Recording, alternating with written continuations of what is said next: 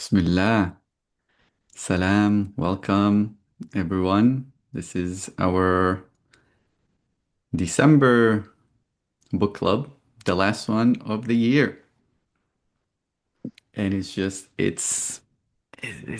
crazy how fast time goes. Um, yeah, it's exciting. I'm glad that everybody who can make it is here. And if you're watching the replay, also welcome. Um, Yeah, maybe today we're going to be discussing the book Sufi Aesthetics. Um yeah, interesting book. But before we dive into it, if we can just take maybe 2 minutes or so to drop in and make sure we're all coming in to this space from the same space, inshallah. So feel free if you're in a place where you can sit down and adjust yourself and your posture. Feel free to close your eyes if you're at a place where you can, or have some kind of a soft gaze and establish yourself to drop in and be here,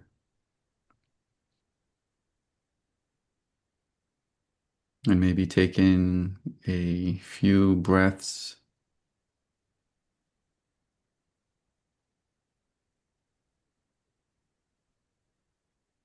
with each breath, allowing yourself to arrive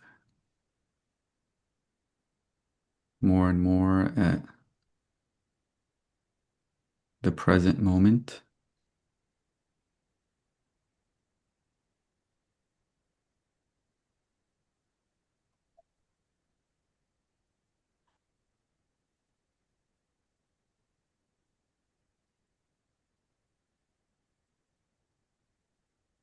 Being at this present moment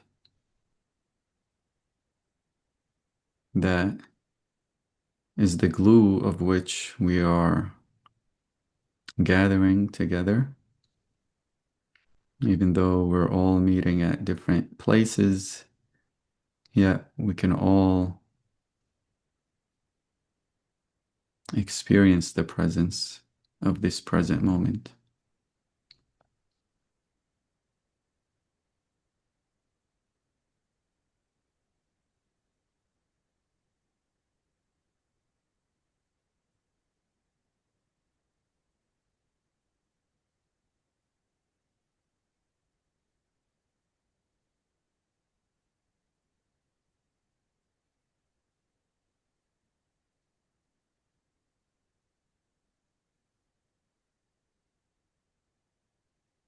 And whenever you feel that moment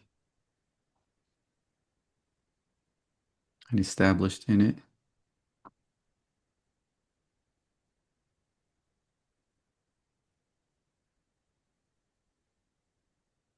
bring it with you and bring your awareness of it with you as we join this gathering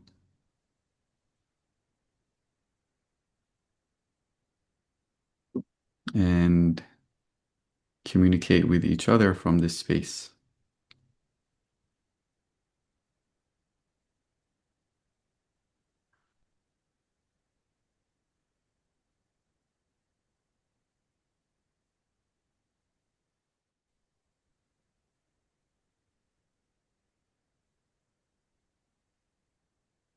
Bismillah. Hmm. Thank you for being here.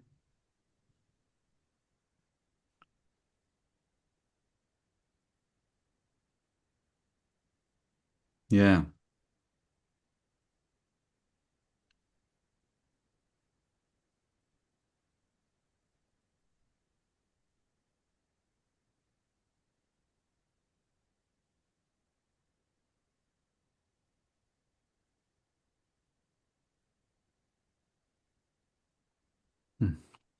Sufi Aesthetics. Um, when I first read that title, I had a particular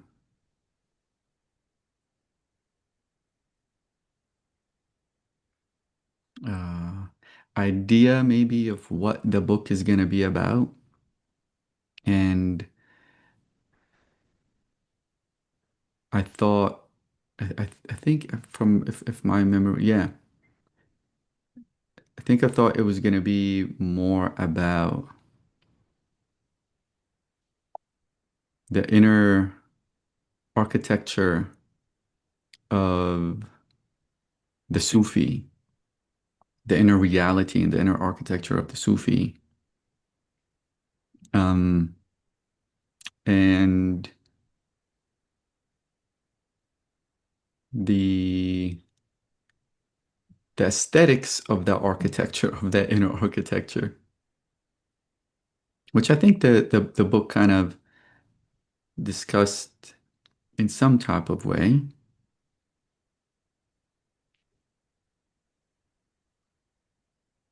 And it went really um, into the idea of perception, which I think the reading that I chose from the book is going to talk mainly about that perception, which the Sufis have called Mushahadah, or witnessing. So I'm going to pull up the, the the reading of the portion and we can read it together and then look at a diagram which is in the book and discuss, inshallah, God willing. The part I'm going to share my screen, but if anybody has the book, you feel free to open that as well. Can you see my screen? Yes. Amazing. So this is Page 14. page 14. Yeah, making sense of terms. And I think it's a good idea to have this section, I guess, because sometimes discussing the terms is really the meat itself and the practice itself, and it can get into the nuance of what is meant, and also realizing that sometimes the terms, it comes from a different traditions, and the terms can be overwhelming for somebody that's not familiar with the overall context of the universe or the solar system of which the Sufis are operating in. So I'm just going to go ahead and start reading this section. This is page 14, making sense of terms. The use here of two different terms, Mushahadah and Shuhud, to describe one experience, witnessing, should not be offsetting since the two terms can be interchanged in Ibn Arabi's writings. Sometimes, however, the two terms do maintain distinct definitions and are part of a set of terms that describe more broadly witnessing, each with its own subtle difference in meaning. When the two are distinct, mushahada can refer to a specific grade and type of esoteric knowledge, while shuhud usually refers to the general experience of witnessing as creation's receptive orientation towards existence, and sometimes refers to presence or being manifest. A third term, ru'yah, or vision, at times refers to a visionary experience more intense than mushahada, one that is direct in that it makes no use of an intermediary. Distinguishing mushahada witnessing, from ru'ya, vision, Ibn Arabi defines mushahada as the witnessing, shuhud, of the evidential locus, shahid, in the heart from the real, which, unlike ru'ya, is fettered by signs, or on one might say, signifiers. Qurayda, I don't know how to even, I don't know that Arabic terms, bil'alama. I'm not even sure what that Arabic term is. That is, the mystic first encounters the divine in the realm of formless and absolute meaning, where interaction is direct and incomprehensible. This leaves a mark within the heart, a trace or testimony or evidential locus. The witnessing of the testimony or shahid results in mushahada.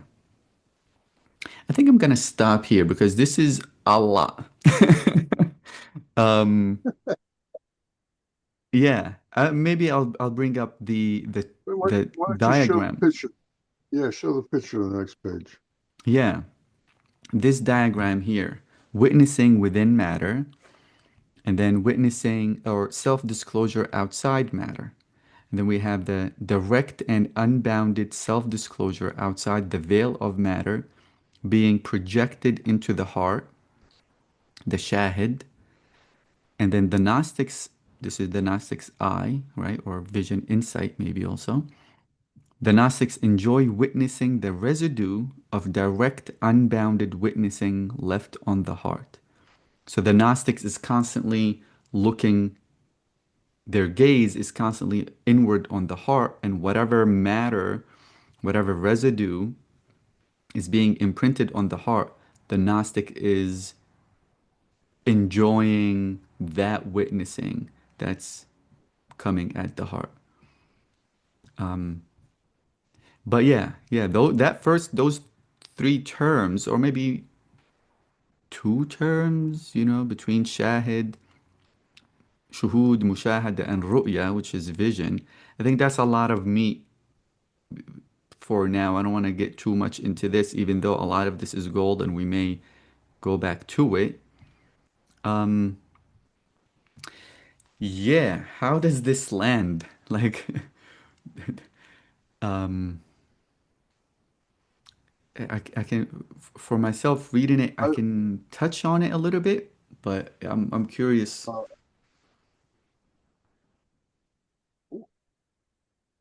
yeah, I'm gonna wait for other people to speak. Okay, okay. Um, yeah, Antoine. I I mean I love this part right here.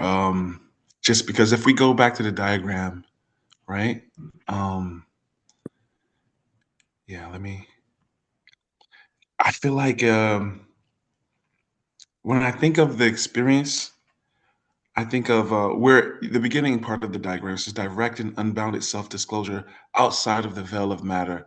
I think, of course, of transcendence and what that experience is like. Um, let's say during meditation where there's no thought, no mantra, there's just infinite abstraction, this experience that is sort of awareness curving back on itself, knowing itself. And when you come out of this infinite abstraction, right, what the Vedas call Satchidananda, or um, eternal bliss consciousness, the stain or the residue that it says a locus of evidential locus that it leaves on the heart, the shahid, at least that's how Yeah, I'm seeing it. yeah. It it makes me think about how when you come out of meditation, and there is this air on the meditator, or any activity that one is using for their ritual, there's this air about them that the nervous system, the physiology, their perception is expanded because of this interaction of their mind or personality with this deeper sense of self, the deepest sense of self. And so the Gnostic enjoys witnessing the residue of direct, unbounded witnessing left on the heart. These things that we can speak, I feel like, um, is sort of our best articulation of what happens when the surface level of our personality, our intellect, our ego, our nafs curves back on itself to its source, and sort of we have that experience of the self knowing the self. And because of that, when we come back out, the nervous system, the personality, the perception, the relationship with the world around you is forever um, changed to a certain degree. And the how often you have this experience of direct and unbounded self-disclosure outside the veil of matter will eventually allow for the superficial levels of our personality, our psyche, to know itself as that, where there is no uh, separation between the deepest sense of self and the surface, superficial levels of self, the end organs of perception. Mm-hmm. Um, I'll stop there. Mm. What do you think? What do you hear? What does anyone else think? Mm. Well, I I like, think, yeah, go ahead, Paul. I would just, well, I just wanted to point out that you really did, in terms of self-understanding, it is that recursiveness, the knowing itself. And of course, we have, also need to put that outside of our, or at least uh, we can bow to the idea that the knowing is God knowing God's self, not and we just happen to be. We think we're doing it, but it's actually God's doing it for us, and is in it, well, in this a way, God is us. But it's a strange adab. I've been using that term a lot lately. I've got it in my chat GPT as a way of critiquing my poetry by seeing if I have any incarnationism floating in there. I just do this adab. In fact, if anybody who's playing with AI, you should go in there. There is a kind of cartoonish version, but good enough, very interesting and relatively deep insight into Muhyiddin Ibn Arabi's writings, Mm. which you can. And as I said, it's problem with almost all AI systems is they're pretty superficial, but you can get, so if you just look it up, just go Adab and see what comes up for you, Mm-hmm. or Akbaran. Mm-hmm. The but uh, for me, the all of this Shuhud for Ibn Arabi is within um, the oneness, Mm-hmm. and it's like a reflex that's going on. But once you've been privileged, and this is also the point, I'd say, with Gnostics, we're not talking about radical dualism here, which is the way that the Gnostics are described by academics, at least up until recently. But we're talking, a Gnostic is somebody who knows directly from the heart. And it's a unitive knowledge. It's not a discursive knowledge. So you could say it's deeper or higher depending on Mm-hmm. what it is. And that's really, so what we're talking here then are levels of unity. And it's not like one level is more important than another level of unity, but there's this almost vast, spacious, incredibly convoluted and complex things. As using an old, it's like the palace of God. Mm-hmm. You're you're in God, and God is, but you haven't like, you haven't met the king yet, but you're in the palace, and you're just amazed by all these things that are going on. But it's all inside the oneness, the no otherness of the divine. Mm-hmm. And I mean, we're still floating around with yes and no, and I'm somebody, or I'm nobody, and we're all in these various degrees of things. But but once you're in the palace, you're sort of like, wow, look at all the splendor that's all around me. Hmm. They say, yeah, that splendor is you. And you go, Hmm. oh. They said, just look in the mirror. And then what mirror is that? That's the one that's in your heart. Right. What heart's that? It's what you're thinking with, buddy. It's Yeah. what it's what you know. Um, but I think I'll stop there. That's a beautiful analogy, right? The analogy of being in the palace, right? And you're in the palace, and yet the entirety of the palace, there's still different maybe rooms within the palace. There's the king within the palace. There's these different things that are happening, and yet you're in it and you are it. And yeah, I think I understand what you're saying as far as the levels to it, um, or maybe degrees to it. And as a experiential thing, having the shahid, having the witnessed or the entirety of witnessing be a reflection of the heart. And these experiences, kind of what Antoine was talking about, these direct and unbounded experiences of self-disclosure, being dipped enough within those states of consciousness. And the interesting thing also is now in the outside world, witnessing within matter, right? Because this is happening whether it's in the realm of imagination, right? Because Ibn Arabi considers imagination to be within the realm of matter, or within the uh, like this outside world, so that when the Gnostic is looking outside, the outside is being reflected on the heart, and really what they're looking at is the heart. So the distance between me and other starts to shrink until there's no distance between me and other, so that it only becomes the heart. Then the entire experience in itself become the experience of the heart, which in Sufi cosmology also is the throne of the beloved, is the throne of God. Um, yeah. Well, we're usually at we're the footstool of the throne of God, and in a lot of ways, we're under the footstool of the throne of God. But that's only in the sense of uh, uh,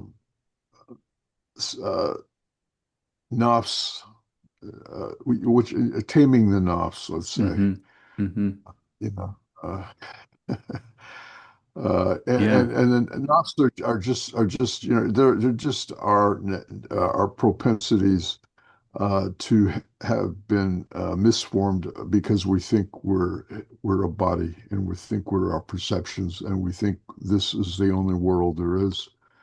Hmm. And by this I mean this um, you know physical world. This is something special. It was Hmm. the but and it's the nafs in a lot of ways that's telling that will tell you that you're not that. Mm. You can't that. Uh, uh, and of course, it'll also tell you I am that. Right. But you're in the realm of a duality of you're in the realm of a yes or no, Hmm. and and in the witnessing you're no longer in yes or no. You could say it's yes and Mm. or yes no and you Mm. know Mm. or in that uh, Hmm. you know but but when you finally get into the palace, you left your sandals out by the door, which kind of means that carrying around this I'm separate, Mm-hmm. I'm not worthy. Yes, that's your humility, and yeah, that's your sandals. You leave them outside when you go into the mosque, Mm-hmm. and um, So that's but there's because there was an argument that that a lot of Sufis have tried to tame Ibn Arabi's teachings and his most exalted versions of his teachings by claiming that they were Shahudis. I don't know. You're going to have to correct me, Osama, on how to mm, pronounce the Arabic. Uh, and so they were saying that this witnessing, though within unity, it's still a witnessing. There is God's God, and you're you, mm-hmm. and it's it can be dualistic, yeah, and probably is for some, and uh, but it doesn't have to be. Within unity, you've got the witnessing that's going on, but beyond that, you've got um, you know, it's sort of like where you're going to get polished. Mm-hmm. I've been using the classic motifs of the pearl and the different level, the way the pearl gets starts. The pearl starts out as grit, right? And which is our nafs, and then it gets stuck into the oyster of the heart, and slowly the heart works on it, and it doesn't get rid of the grit; it just covers it over with beauty and graciousness, Mm-hmm. and you can't say those secretions of awareness, of meditating or just loving, uh, or any of the other aspects of the divine tajallis, Yeah. manifestation. Manifestation. Yeah, Yeah. and uh, well, I've been working on this poem, and which specifically on the stations, and recently, so the language I'm really more conversant with now than I Mm. would be other times. Well, that's the thing about the thing that you mentioned, and I think Antoine and I have been also talking about. Like sometimes we've been reading this book together and just discussing some of the ideas in it. And yeah, like what you said about that some Sufis or some people, are uh, when they talk about the witnessing or the shuhud within unity, somehow it's still dualistic. Even the even the notion of union, right? Or uniting with the beloved is still there's duality in it, right? Because Yeah, it implies yeah, separation yeah. and and it implies non-oneness, right? And yet at the same time, the nafs is there and the ego is there, and the polishing is still happening, or the, as Antoine refers to it, the refinement of the nervous system needs to happen in some kind of sense, right? Even though that unity is there, and until it's experienced as unity in complete oneness, the experience will probably be dualistic, even if the language is used is not dualistic, but the experience itself might still be dualistic. But even Well, internally, here's like, here, yeah, yeah. This is actually one of the geniuses of Sufism that I've appreciated over the decades is that Were you uh, finished talking, Osama? mm-hmm, Okay. mm-hmm, uh, is that in Sufism with there is a complete acceptance of who we are as human beings, whereas in some forms of Christianity to a degree, and it's the way it's self-developed. There's always a part of the self that has to be um, uh, hard to integrate. You know, the fourth function in Jungian terms, the part, you know, we see and we act in all these different ways, but there's always this thing in the back here that I just can't see, you know. I Mm, just, you know, it's just, there's something on my back, and I can't see it, and I don't feel it, and I don't know what it is, mm, and and there is, we don't have a global perception apparently, so we don't. The fourth function is the classic shadow, uh, but the beauty of the Shuhud and the practicing the names. You know, I mean, here we have totally monotheistic religion, and yet you got this laundry list of names, right, and every one of them is an infinite abyss that you can fall into in right. terms of its beauty and its incomparability. And yet it's just and it's sort of like um, you know, it's sort of like, well, you know, it's the God Hmm. that's of which these are, you know, his clothing, these are his veils, and I don't usually use the him or her. I'll use they and them, but I'm talking the they and them, or we, that is the divine Hmm. they. So they have all these clothing, all these veils, and of course we think of them as names and the names traditionally associated, but you also have Tajali, and and Tajali are those names. Everything is a Tajali.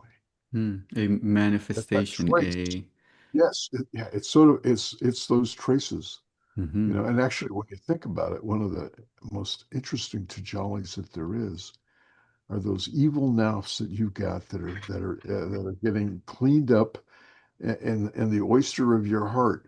uh-huh. That's the Hmm. this part of yourself that you think is completely deformed by being an ego and living in this horrible world and having to survive in it. That's a Tajali. I mean, yeah, Everything that's is God. Everything is a manifestation. That's the self-disclosure hmm in the locus. And of course, immediately when I hear locus, I think of these, you know, bugs flying through and eating everything. But that's obviously not what's meant here. Uh, But you know, you touch on something that is true, right? Because this is this whole thing that is a manifestation, and even these things within ourselves and how they manifest in the world that are um even part of divine names, right? Like um yep.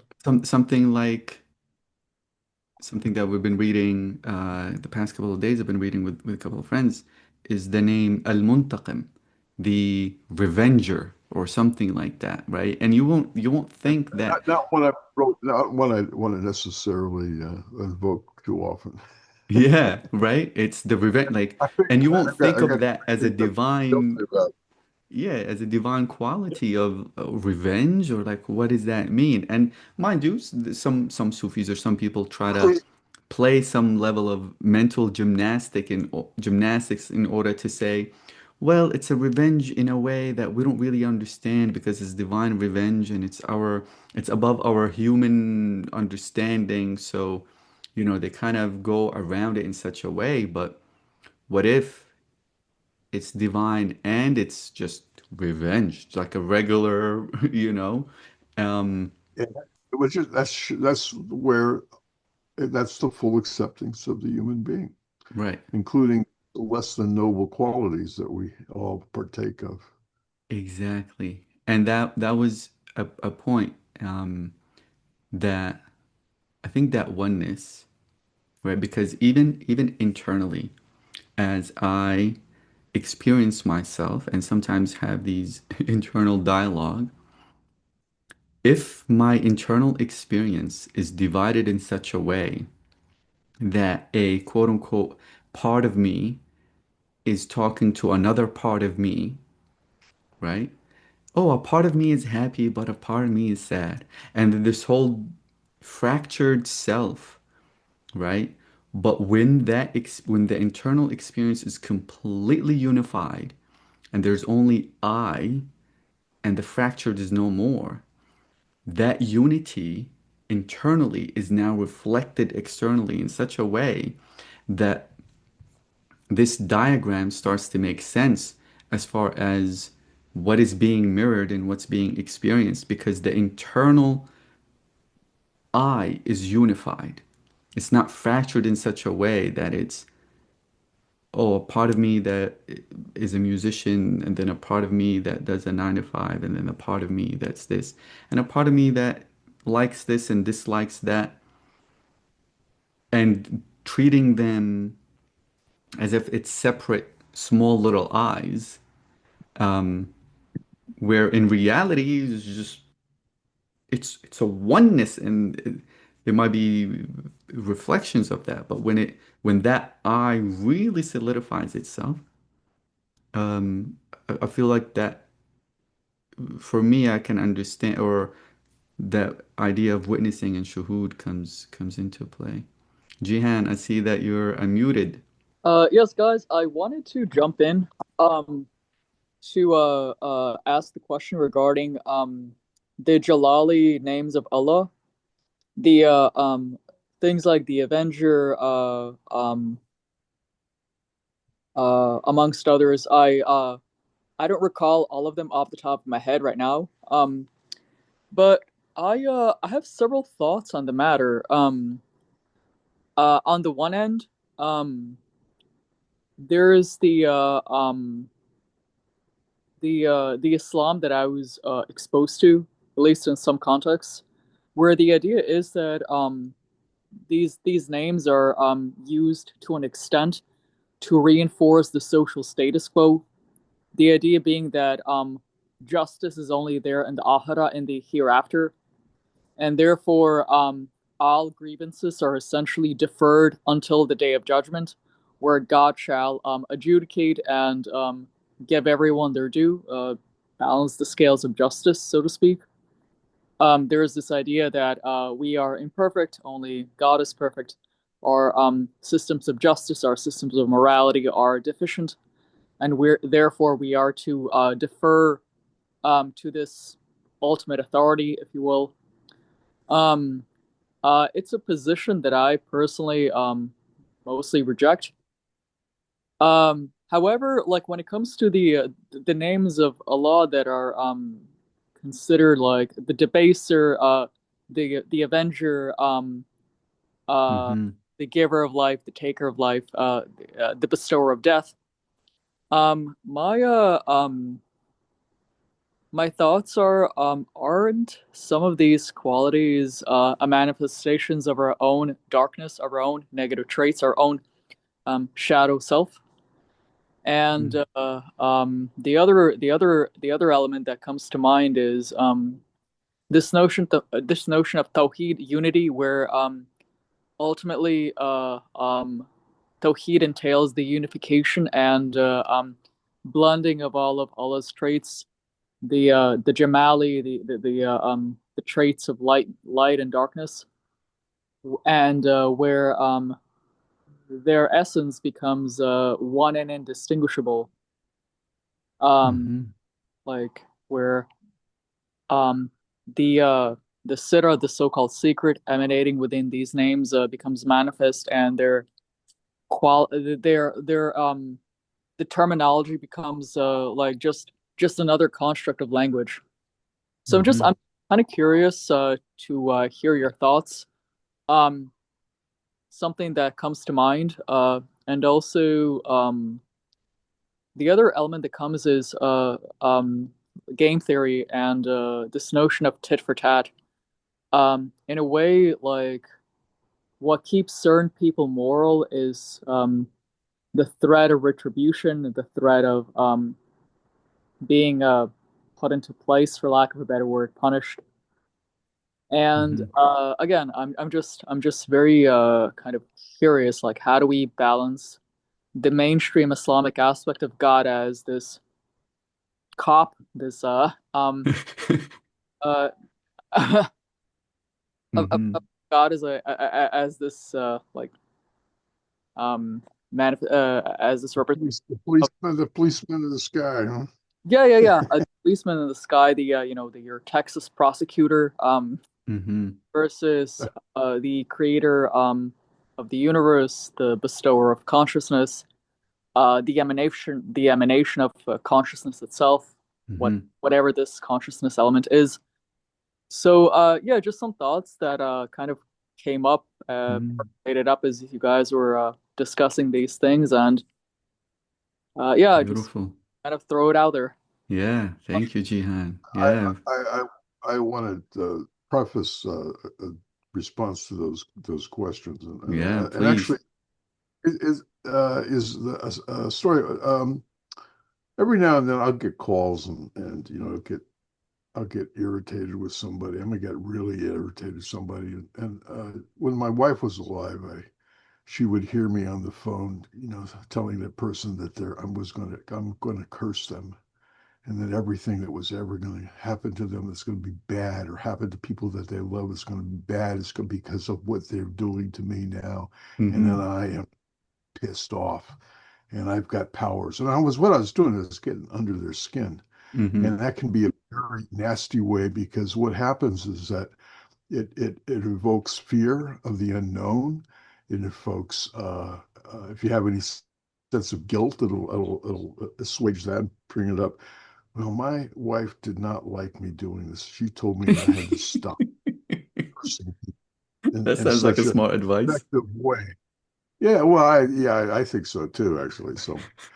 Well, just recently, a few weeks ago, I got ripped off. I mean, horrendously ripped off Mm. by a plumber, Hmm. and he had to fix my pilot light in my on my hot water heater, which happens to heat my house, and was during the cold spell that we had. And okay, so we fixed the pilot light, and there was a little solenoid or something that had to be changed, a little piece of thing. You know what the bill was? Mm. Thousand. $750. Whoa. $750. So I was flabbergasted because I could have put in a new water heater for that normally, and but so I offered to pay him something.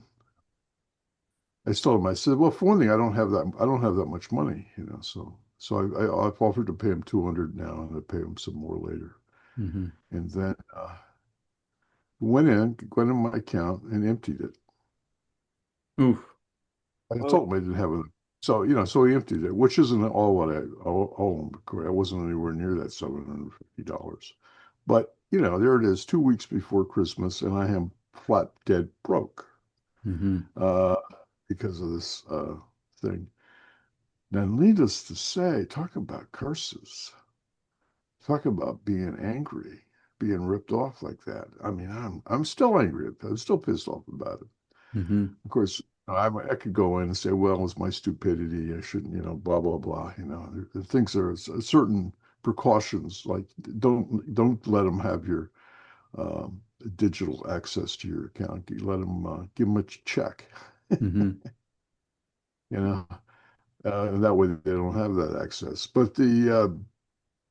Um, But be that as it may, and then all the local people at the church said, "Oh, we got cousin so and so would come down and fixed it for you for $50." Hmm. So I have to remember I got to check out with the local church people that I hang out with. But but I'm still pissed off. So okay, so I can't curse anymore. Which is probably good. I mean that's not good for my it's not good for my health to be that kind of angry, that I want to hurt somebody, and I want them to. I think so. But so what I can do though as I said, and of course the Christians are saying we got to forgive, forgive, forgive. Well, I ain't ready to forgive anybody anything yet because for one thing, I'm going to be hurting for the next 3 months Hmm. because of that money that they stole from me. From my point of view, even though I supposedly still owe them money, well, it's a fat chance I'm going to pay them anymore. But um, so I said, well, okay. I said, I'm not ready to forgive, so I'm going to pray for divine justice. It's Hmm. one of the names that, and there's a number of other names that have to do with, the vengeful. I think the God's in there. That's one of the God's names. So we got a whole bunch of divine names. But for a Christian, God's the good, the just. I'm going to set it before God and let God take care of this person. Not Hmm. me. No, I might be pissed off, but this way, eventually, that hurt will calm down, and I can say I can forgive it. But and which is like having the scab things over, and it'll go away. And I won't have done anything because I'll give it to God. I say, God, you take care of this person. You do what is just in this moment in a way well beyond what my knowledge is. And that is the closest thing I come to cursing anymore, is I Hmm. will give it over to the divine. Now, being a Gnostic, supposedly, in this term that's used in this book, that means that, yeah, I know there's no separation, you know. Hmm.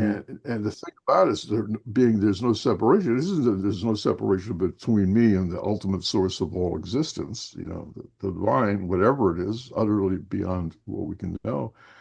But it also means that this idiot that ripped me off, he's part of that unity too. Hmm. I have a little hard time Yeah. reconciling. But the Yeah. fact of the matter, even the El Presidente, that demented old man, is part of the divine unity, and I don't think, of course, he's so narcissistic, probably does think he's part of the divine unity. But that be that. I'm sorry. I'll stop. I'll stop Oh, right there. well, that this is a lot, and I think, um, man, well, first of all, I'm sorry that that you've experienced that, and that person, um, yeah, that must be not an easy experience. And in light of what Jihan mentioned, as far as these Jalali names, or as they describe them, names of majesty, right? Like these, yeah, the giver of death, the deceiver, the revenger, these names, and like even within the Sufi context itself, the maturing of the ego, right? The insan al-kamil, the whole human being, the archetype of which becomes the universal soul, encompasses all of these names, right? Supposedly, as they say. So if al-insan al-kamil, the whole human mature adult, encompasses all of these divine names, such as the revenger, such as the bringer of justice, such as all of these things, then in such moments where the moment itself requires such a response, and kind of like what you were saying, Paul, in the beginning, where it's like there's a complete sense of acceptance of the human condition, including the shadow, including the entirety of all there is to be experienced. Then the question becomes, does the Gnostic then act and respond in such a way that she, he, they become the bringer of revenge she, he, they become the bringer of death or deception. And these qualities that we deem morally to be quote unquote negative, yet for the Gnostic, who's this, let's say this whole human being, universal soul archetype, it's acted in such a way that is completely true to the moment and what the moment is requiring, because is it, Yeah. yeah, it makes me think about that. Yeah, Antoine. I was thinking a couple of things like, what do we see in nature, in Hmm. terms of the greatest probably written text of what, God is doing. And we see in nature creation, maintenance of nature, Hmm. destruction. And for humans, we place through our perception, morality, and all these different judgments on these creation, maintenance, and destruction. We see it through our lens. And I think of our lens or our perception, our psyche, everything that encompasses um, these in organs of perception, like the senses.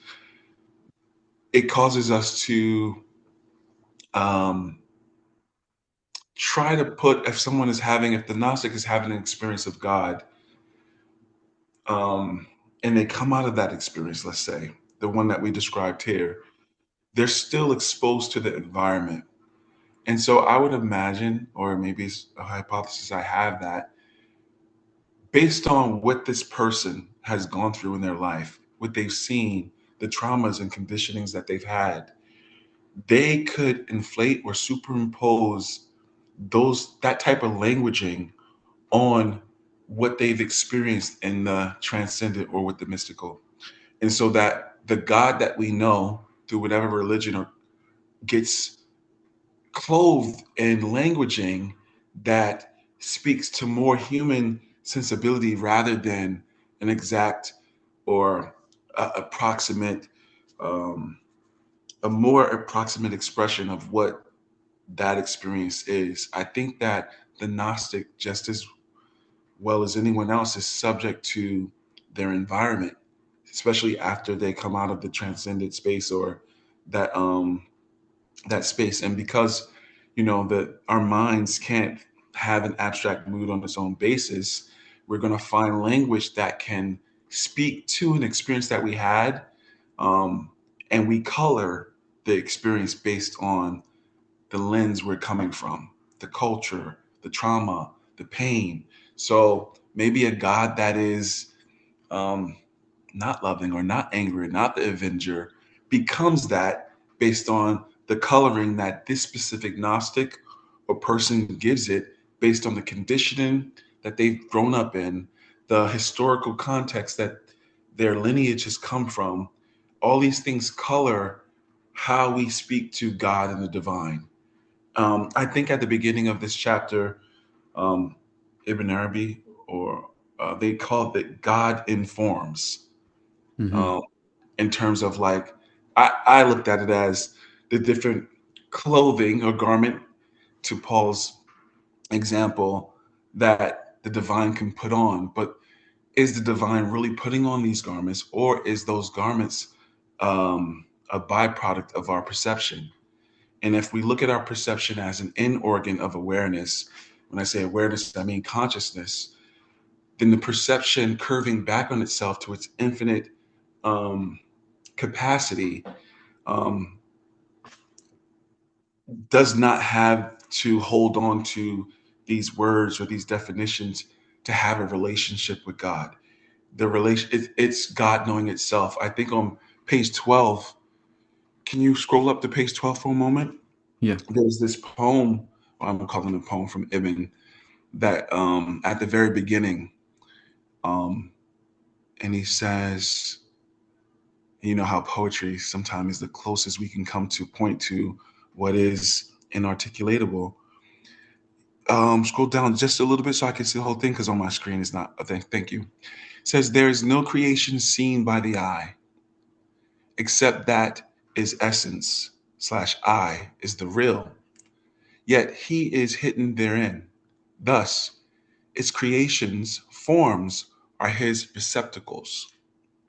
I think that because there is no creation seen by the eye, language that we can pull or create or make the closest to something we can't completely perceive. And because of that, who is God gets colored by the languaging of the culture rather than always the direct experience of God.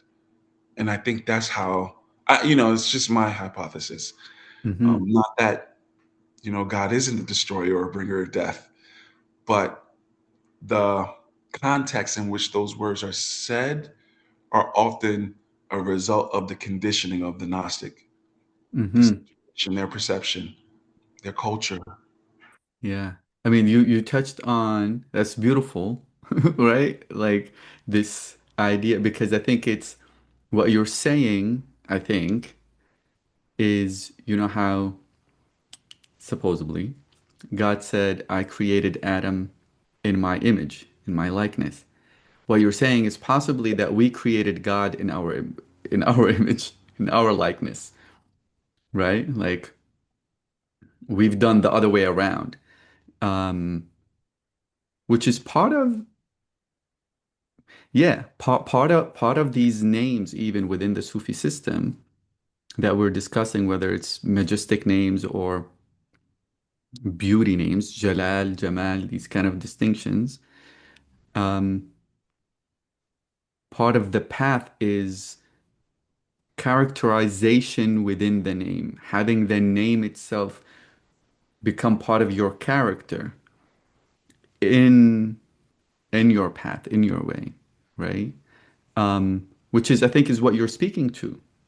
It's like we're seeing the divine in such a way that we can relate to it and have a personal relationship with. And in order to do that, we're coloring the divine in our likeness so that we can have that experience. I mean, in the book, it does speak about that in some ways where it talks about beauty and that in order for us to experience beauty, and they describe beauty as lovable, to be able to love something, is that we need to see ourselves in it in order to love it. And when it comes to the divine, we're seeing ourselves in the divine, so we're loving it. We're loving ourselves and loving it in that same instant. And therefore it becomes beautiful, therefore it becomes love.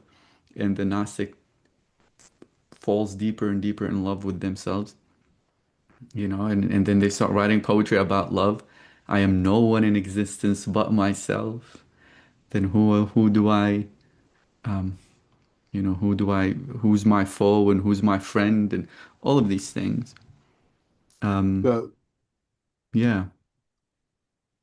I wanted to address something that I remember years ago. Mm. There's a problem with democratization of the divine names. You get this beautiful, and one level, it uh, uh, contemplating them it gives you a sense that there's so much more to reality than the parts of it that we like. you Mm. know, I only play in this part of the playground, and the rest of it's a wilderness. But the reality is the wilderness and the playground, and other playgrounds that we don't even acknowledge. But and there's a way of having being kind of realistic. Realistic. There's big mix of good and bad and pleasant, unpleasant things going on in the world, and there's ways that people are emotionally trained that are harmful to themselves and to others. And there's a lot of that out there. There's an incredible amount of domestic violence violence that we don't see, and even we even use violence as a main form of entertainment. Not sex, it's violence. There's 10 times more movies that deal with violence than there does anything that deals with a real intimate erotic Mm-hmm. relationship. Doesn't hardly in the survey of our mass culture. But there's a thing that bothers me about this, or it bothered me, which is the nonchalance to suffering. And obviously, there's the nonchalance of people being caring less about my suffering. But then there's my nonchalance of really not giving a shit about all the other suffering that's out there. And now to the degree that I get sensitized to it, which is, the major impetus of social way people think socially these days. I mean, look at what we do. Women, just the incredible structural thing, but between men and women in our societies, and the horrible things that women have to experience with great regularity, usually perpetuated by men. Think of war zone rapes as endemic. I mean, this is going on all the time. With slavery, there's more slavery in the world now than there was when they supposedly abolished slavery. We still have slavery. I mean, which do terrible things to one another. And when I hear the Gnostic realizing that there's all these possibilities, but there was always this part of me that really said no to this, not no to the unity, but no to the nonchalance of the suffering of Mm-hmm. others. Mm-hmm. And I'm not saying that I'm not that I'm walking around a bleeding wound for every little Mm-hmm. piece of stuff around me. I'm probably as hard-hearted as anybody. Uh, but and I'm sorry, that I'm numb. I'm numb to this. I mean, I'm intellectually I'm aware of it, but the feeling of it. I remember in my own sort of consciousness raising time, 15, 20, 30 years ago, I became aware of white privilege. Mm-hmm. Now, white privilege is boy, I've been skating around through this world. The police are my friends. And so forth and so on. It ain't the experience of a hell of a lot of people in the world, and but you know, I exist from white privilege. Mm-hmm. And in some ways, I still benefit from white privilege. I'm well aware that considering the way I've lived my life, I would be dead now if I was a person of color. But you know, Mm-hmm. I live in, I can live in the skids as a white person, and I can live a much easier life than somebody who's just slightly Mm-hmm. complected differently. Guys, Hey. I'm gonna jump in. One of the things that has always confused me to was the incorporation of fiqh or jurisprudence within Islam. Wait, Uh, can you hold that thought, Jihan, just a second? Because I don't want to necessarily go off topic just yet. Just hold that thought for, real quick. for, Um, Antoine, you have a response to Paul? Because I know you raised your hand. Oh, you're muted. You're on mute. Okay. Thank you, bro. What he was saying just brought up a whole bunch of emotions and another question that I had, and I'm not sure whether I would also be taking it into a different direction. So if you want, we can probably let Jihan go first. Okay. What do you Awesome. it's fine? Okay. Thank you so much for Mhm. considering me. Sorry, Jihan. No worries. I was gonna just expanding upon what Paul was sharing. Mm, One of my points of confusion, more broadly, is the incorporation of spirituality and elements of jurisprudence and I guess what you would call legislation and criminal justice within the Islamic context. So, going back to the basics, uh, if we consider what is the point and function of spirituality, it is to uh, quoting uh, um, who is the one who said, "He who knows himself knows God, and he who knows God knows himself." I believe it was Ibn Arabi, unless I'm mistaken. Um, hmm this idea of It's a hadith. It's a hadith. It goes so saying of Muhammad, but the it goes back to the Delphic Oracle. Know yourself. It's no, sure, so it's conviction. uh, sure. Going back to that element, so the spiritual tradition provides us with a framework, with a technology, if you will, for entering into altered state of consciousness, for exploring this what this matter of this mind of and matter is through zikr, through meditation, and through other means. And where jurisprudence and like all these had this notion of fiqh, Islamic jurisprudence comes in. To me, that is almost a separate element.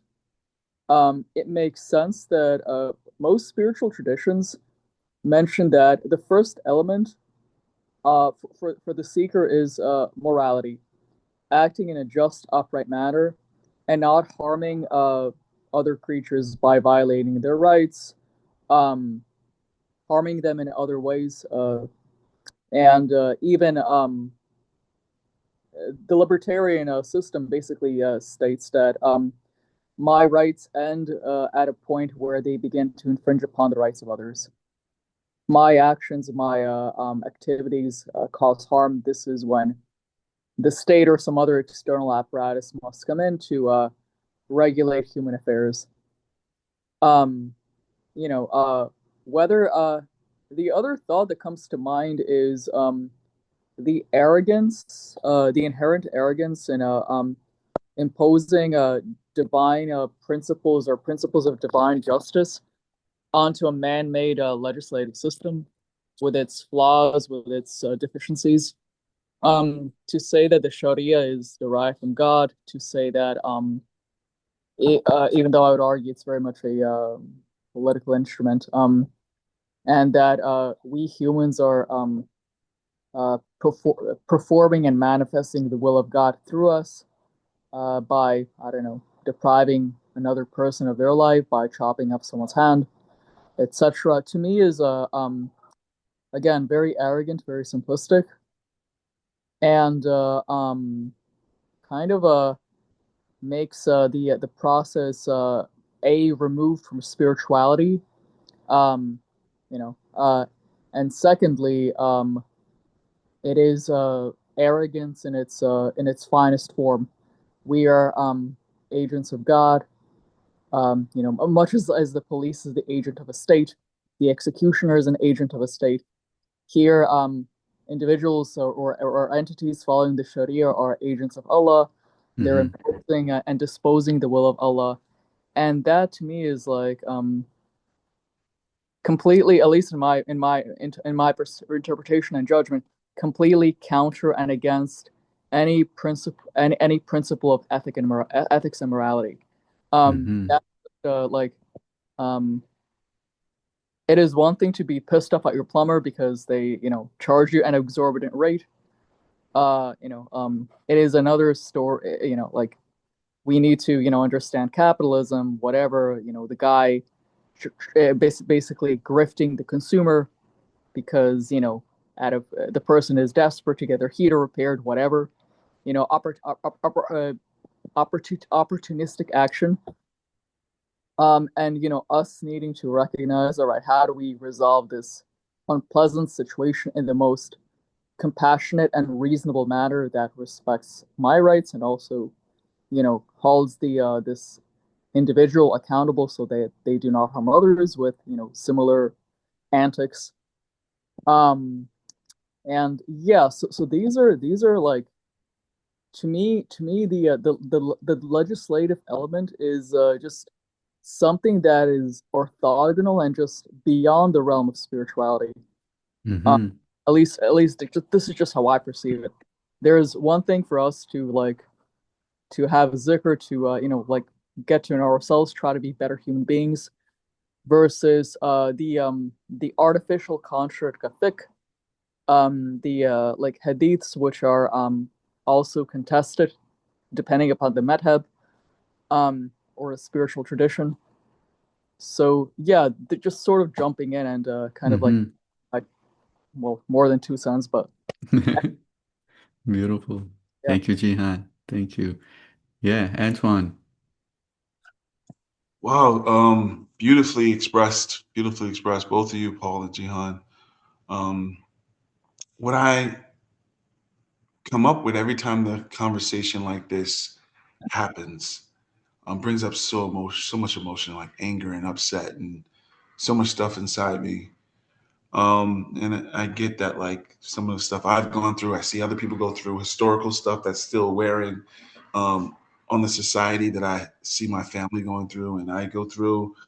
Um, and I think like, so there's like, is the God of love, is the God real? Like, in terms of how we've been seeing God, because if it's this infinite God with all this power and all this love to do whatever, to create those planets in the sky, existing in space, a ball spinning in space, life feeding on itself, growing itself, all these things, and you can't not keep a woman from being raped in Islam, in Christianity, in Buddhism, in Judaism. You can't not end slavery.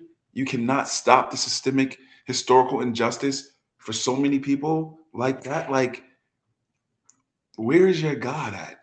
Is this God real? Or are we in some sort of emotional frenzy of, I'm spiritual, I'm in a trance, my body is doing a certain thing, and because I have no way of articulating what it is, there's a God. And now I've built all these systems on top of it, all these internal structures. But like, does he really answer when you call? Does she really answer when you call? Is God a man? You know what I mean? Like, all these things that our language imposes about this God, who do we know anything about other than what we've read? I know I feel this love when I'm praying. Is it you know what I mean? It just brings up these Hmm. questions. But I'll stop there because I know you guys know where I'm going with that. Hmm. This sometimes I feel like what's those people who fall in love with their abuser? Um, Hmm. Stockholm syndrome, I think they call it, or something like that. Is that it? I have no Stockholm Yeah, idea syndrome? what but you identify with the ones you have relationship with. Yeah. But and that's all. When It's you're in a family situation, where your parents are an issue of abuse. Even if you're a child and you see your father and your mother in various yeah. possibilities of conflict, it deforms us. And so then the question is there a God? Well, to be honest with you, yes and no. I mean, we can stay prisoners, reactive prisoners to the way we've been malformed. And be honest with you, there's probably no human being that has a pristine childhood. We have our innate tendencies, and even if we have a family that teaches us how to constrain, control, and identify our inchoate feelings. Um, that I mean that's inchoate is a word which means formless, shapeless. And when we're an infant, you know, squawking before language, we are just a well of feeling that has no inside or outside. It's just there. And slowly, as we develop neurologically and also socially in our families, we begin to name these things.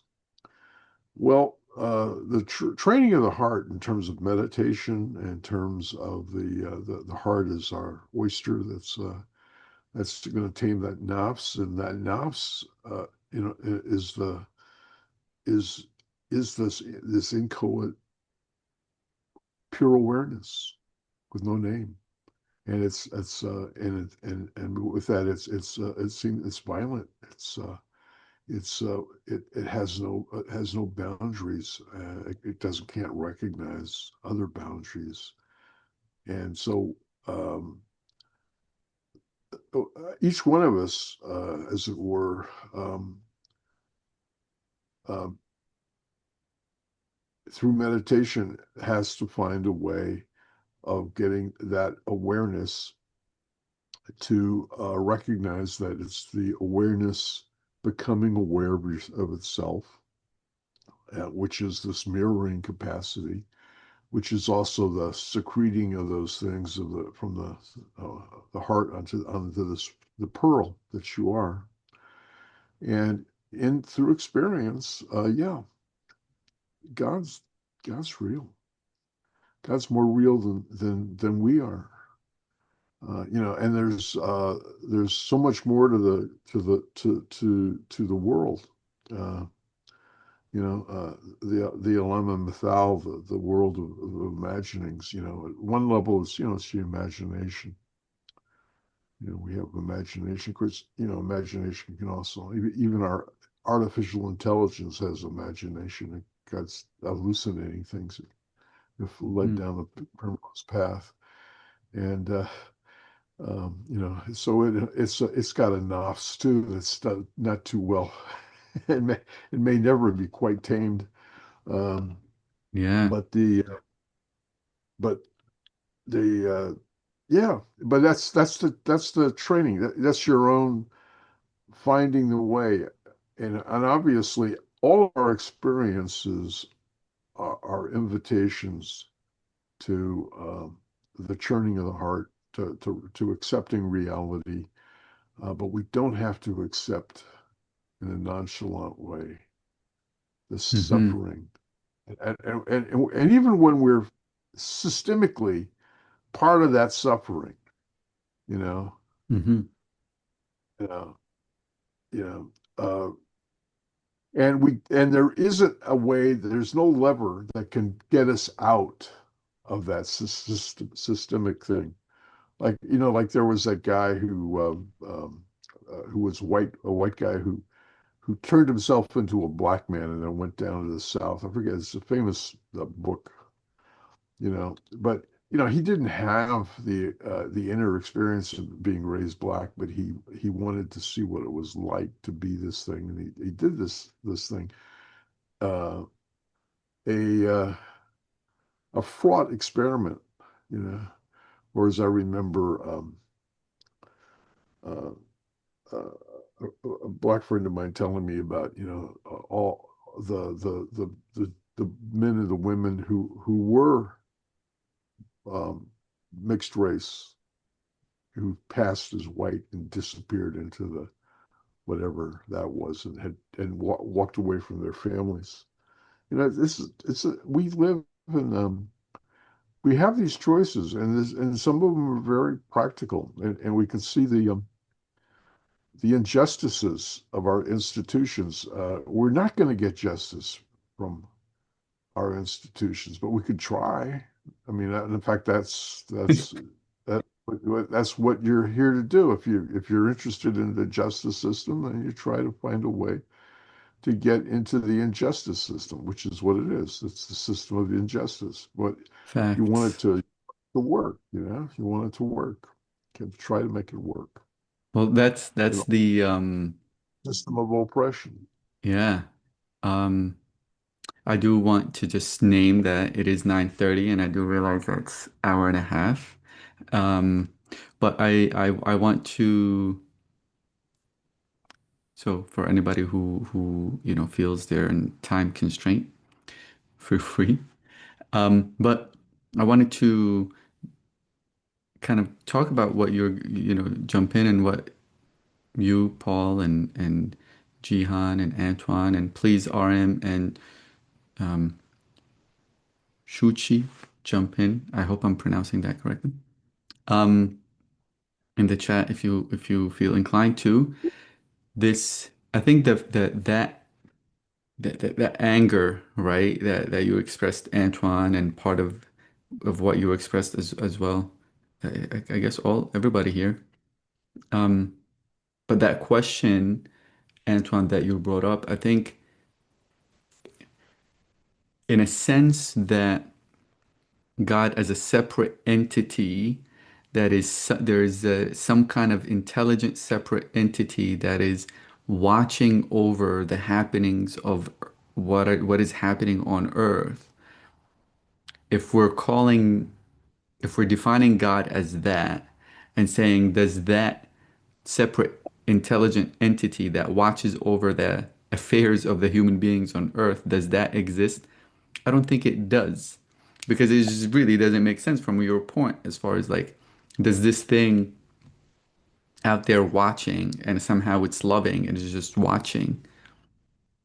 However, this, if it's coming from a kind of like what Paul is talking about, this experiential unity idea and experiencing that, and really then the burden of action becomes on the individual as far as how do I respond in this moment of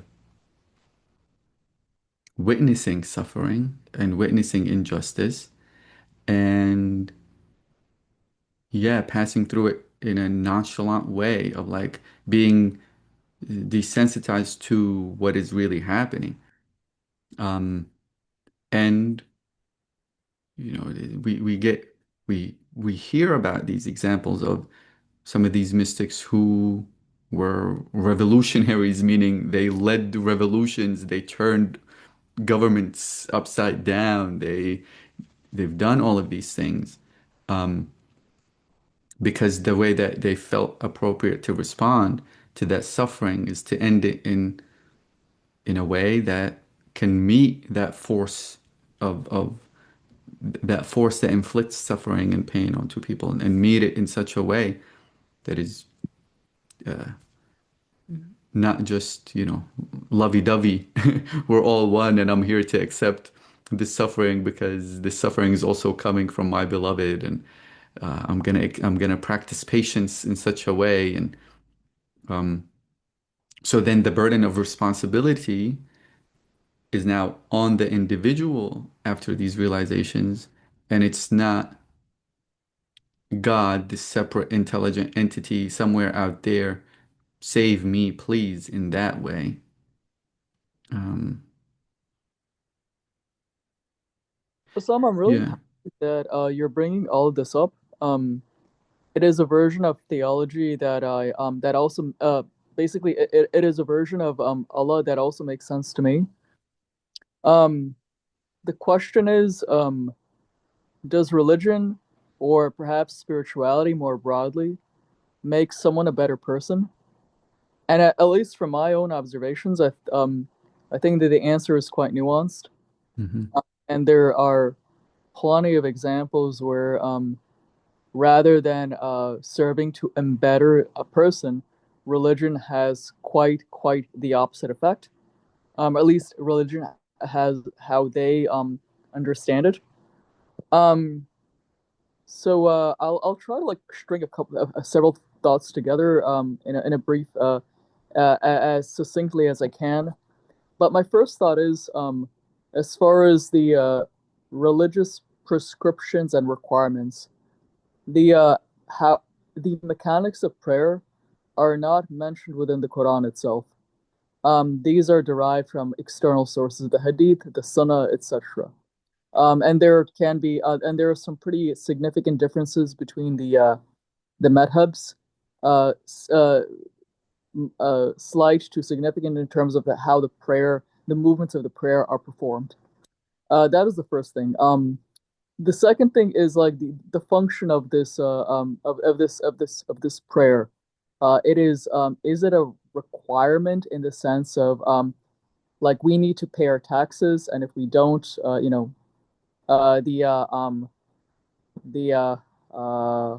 I'm blanking right here. What, the tax collector? Yeah, the tax collector, the agency responsible for collecting taxes. I'm blanking out right now. Mm-hmm. That's IRS. The IRS will come after us. Mm-hmm. Or is it more of a duty akin to, say, brushing our teeth or bathing our bodies, where it is a it is a it is an upkeep task to maintain the hygiene, health and hygiene of our body, like whether or not we eat or don't eat. It is in some ways morally neutral. It is simply a requisite for our organism to stay healthy and in good form. Whether or not we bathe, whether or not we brush our teeth, again, our Mm-hmm. onlookers might have their might not want to be around us, but like Mm-hmm. it is more in a neutral category versus, I don't know, stopping at a red light. So I know people, some of whom are, I would say, like close acquaintances who have religious OCD. They will make their wudu. They will keep repeating their wudu if they feel they have not done so perfectly.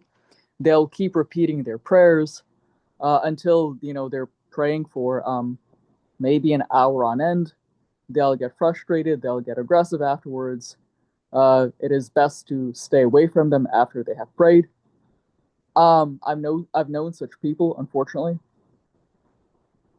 Versus um, someone who uses this as a matter of spiritual hygiene. I do it because Mm-hmm. it's good for me, because it gives me joy, because it is beneficial for my soul. Um, in much the same way that if I brush my teeth, I will have strong and healthy teeth well into old age. Um, and the other Paul's thought about like women or slavery and or injustices inflicted against various groups. To my mind, this speaks not about gender or race or any of these things. This to me speaks about separation. Uh, you're creating a class and category of persons who are essentially dehumanized and stripped of their fundamental rights. Um, why is it acceptable to inflict violence upon people with this skin color as opposed to people with a certain eye color or hair color, for that matter? There are various categories of differences, which our systems recognize, but which don't necessarily impose a strict, stark separation. Um, so that is my point. These divisions, these separations are built in. They're harmful.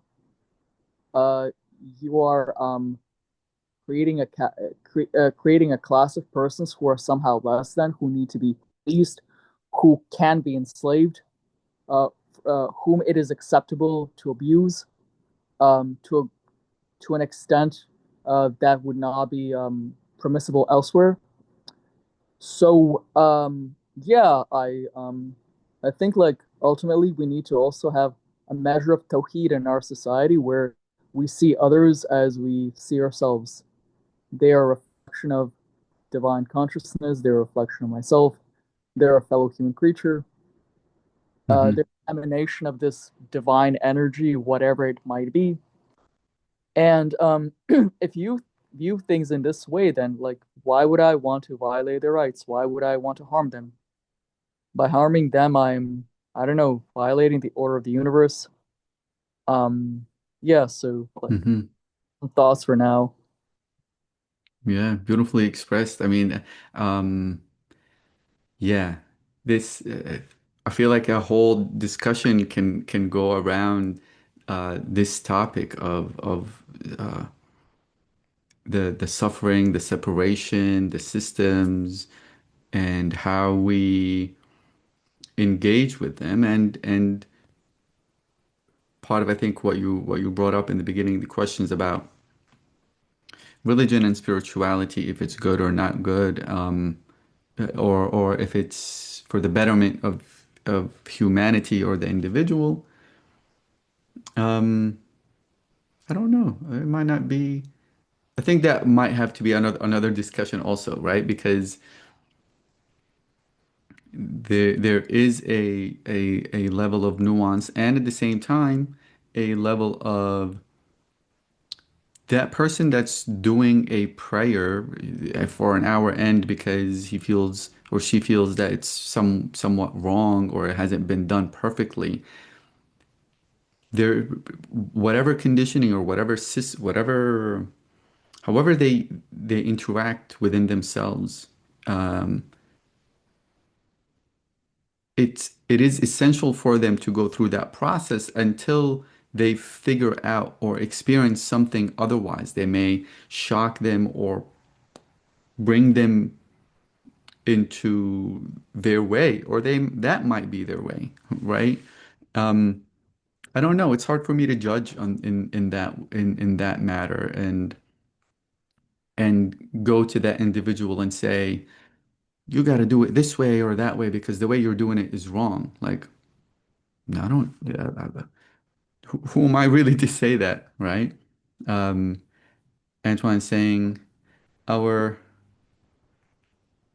wait, what is I that? was saying to your comment, or that person's situation is a trauma response that they need help, mental health with. Right. And that's the thing we have to do in this society. We got to start looking at the religious people, these leaders, like there's mental health issues everywhere, and they get spiritually bypassed in religion and in societies, and we don't talk about them, and we make it aesthetic. And is it aesthetic or is this person, you know what I mean? Perception. It all goes back to this idea in the beginning that you brought up about perception and whether we can have an expanded sense of perception where we can see what the real is and not just our projection onto it. Hmm. I'd like to uh, make my closing words are from the text, and they're from I guess it's the Fuda Hut. Citing about Makam. This is our place. We are at our place now. We are in this place. When you are called to witness, you are confirmed, my lad. Then place and station are in order for you. So you witness him with your intellect in a veiling, for the place of his witnessing is powerful, unwished for. You witness him through himself and everything. Behind does not apply to him. He has no in front, and you are tranquil in seeing him. So tranquil. Through him there is ascertainment and peace. So, uh, which is this invitation from the someone who our own awareness, where do we turn it? Do we open our hearts and take out that grit and throw it at the world because the world is full of grit?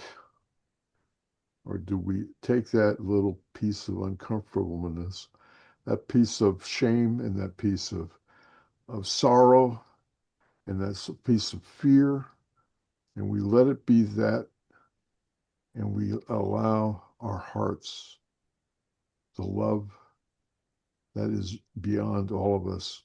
And if we can just affirm that, then slowly, slowly, that grit that's inside us will smooth over. And when we see hatred and fear and violence in the world, and particularly our immediate world, the world we live in, we don't have to act reactively. We can act uh, in measure, in the proper measure for what's being called for, and we can find that balance, adab, that balance of how to deal with it, so that we aren't um, immune to the suffering of the world, but we're not destroyed by it. And to find that balance and to help others, or at least to affirm for others that yes, yes, this is a horrible world we live in, and none of we should all commit suicide because it would be much easier. Or we can say, no, there's a way that through prayer and through turning yourself over to the divine that you will find and you will be guided in that, and when you've had that little taste, it will leave its trace so that you can go back and get that taste again. That's the sweetness of it. I If you mean, have affirmation of the oneness, just a little bit of it, well, you can get confused and get all caught up in cognitive dissonance, or you can say, yeah, it's still there. It's that little change, a little change. And because basically we're all perfect. We're all Kamal, perfect. Insan Kamal. We are that now. hey, well, It's not an aspiration. We can be that now. We just have to allow our hearts to do the work. And our hearts, which love the people in our world, but we can also take that heart and turn it over to the love that is love, the truth that is truth, the beauty that is beauty. And and and it can be beautiful. I You mean, can live beauty and bliss, and at the same time be sensitive to all the sorrow and suffering that's around us, including that which is within my own self. hmm I mean, beautiful, It's nice, beautifully said, nice, Paul, nice. and a beautiful um, conclusion that to the conversation, and maybe take that and yeah, exactly. Maybe we take Well, that and bring it Antoine, you're right. into You're right, Antoine. I mean, yeah, there's bringing that into that love and that um all of that, bringing that into action and into concrete um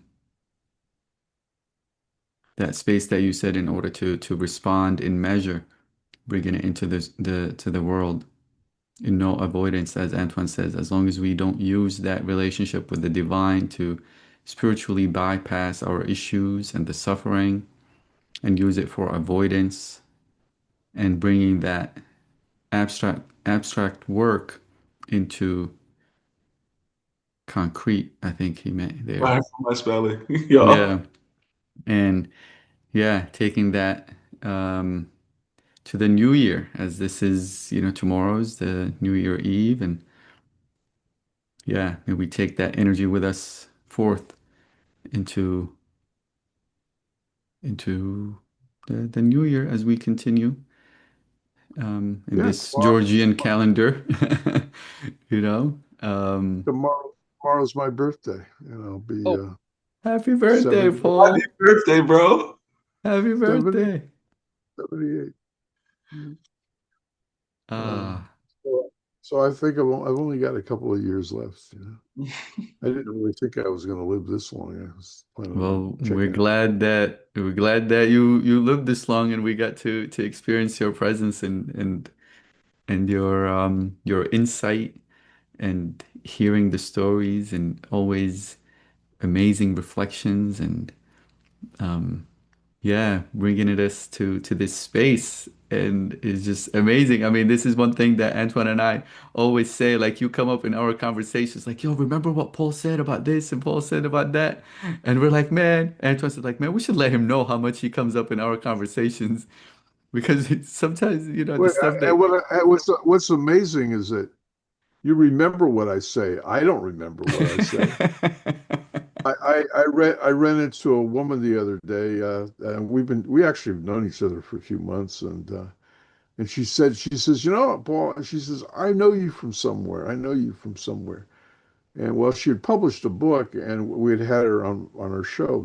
My wife and I did a radio show interviewing authors, and she said, yeah, she said it was 2009. She said, and I was on a show with you. Of course, I have absolutely no memory. I mean, I know the woman now, and but I have no memory of this at all.